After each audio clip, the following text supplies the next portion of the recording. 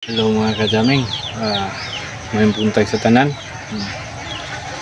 Dahil si kajaming ito pangag mo ito pero tumangin maulo. Paano ko mga kajaming kuha lang ko sa advice katong mga itikan.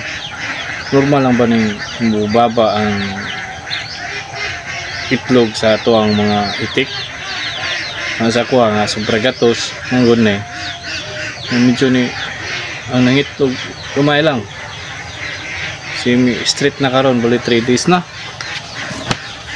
sa mga ngay buhatang ginawa ni mga kajamay nga para mo pwede ba na ko sila pa take ko ng mga vitamins para ng egg 1000 o animal vita upla nga na maka-advise ako nga kanang napoy mga itikan kuan lang seryoso lang ang pagkatambal dili gud lalim gud